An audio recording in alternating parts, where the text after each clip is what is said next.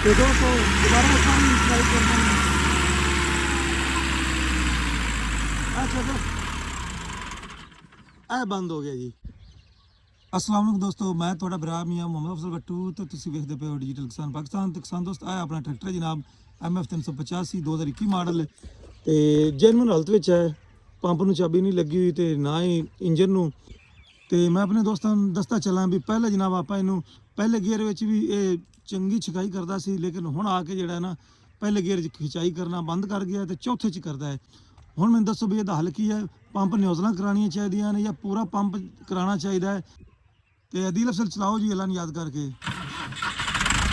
ਤੇ starting check ਕਰ ਲਓ ਦੋਸਤੋ। ਤੇ ਜਦੋਂ ਆਪਾਂ ਇਹਨੂੰ ਸਵੇਰ ਸਟਾਰਟ ਕਰਨੇ ਹੈ ਉਸ ਵੇਲੇ ਚੌਕ ਨੂੰ ਛਿੜਨਾ ਪੈਂਦਾ ਤੇ ਫਿਰ ਜਾ ਕੇ ਸਟਾਰਟ ਹੁੰਦਾ ਹੈ। ਹੁਣ ਪਹਿਲਾਂ ਗੇਅਰ ਹੈਗਾ ਜੀ,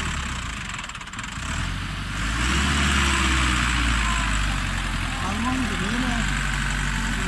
ਚੈੱਕ ਕਰੋ, ਚਲੋ ਜੀ ਟਾਪ ਲੋ ਲਾਓ।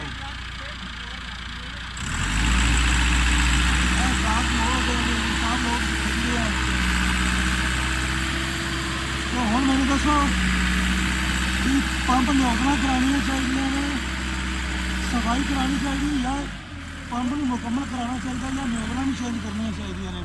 तो अपनी कीमती राय लाजमी दे देंगे जनाब।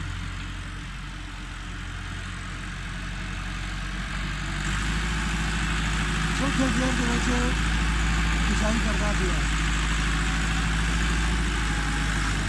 और फिर दोबारा पहले आगे बढ़ना है।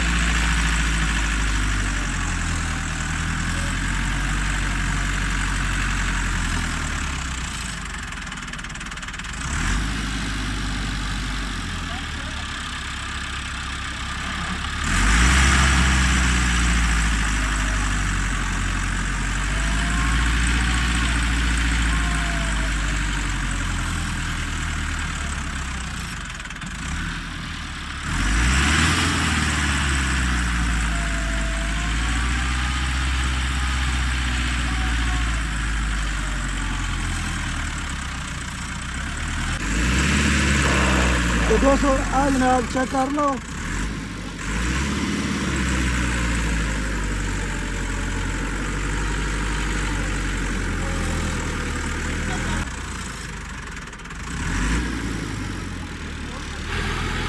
तो दोस्तों दोबारा पानी ट्राई करना है।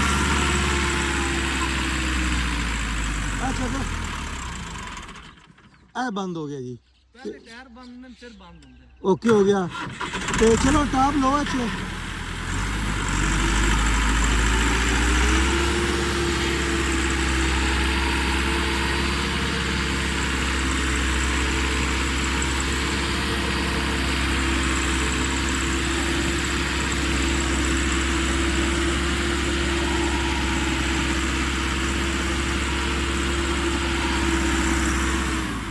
तो दोस्तों ਹੁਣ ਤੁਸੀਂ ਆਪਣੀ ਕੀਮਤੀ ਰਾਏ ਦੇਣੀ ਹੈ ਵੀ ਇਹਦਾ ਜਿਹੜਾ ਪੰਪ ਹੈ, ਪੰਪ ਨਿਊਜ਼ਲ ਦੀ ਸਫਾਈ ਕਰਾਉਣੀ ਚਾਹੀਦੀ ਹੈ ਜਾਂ ਨਿਊਜ਼ਲਾਂ ਨਵੀਆਂ ਪਾਉਣੀਆਂ ਚਾਹੀਦੀਆਂ ਨੇ, ਪੰਪ ਦੇ ਵਿੱਚ ਪੁਰਜ਼ੇ ਨਵੇਂ ਪਾਉਣੇ ਚਾਹੀਦੇ ਨੇ।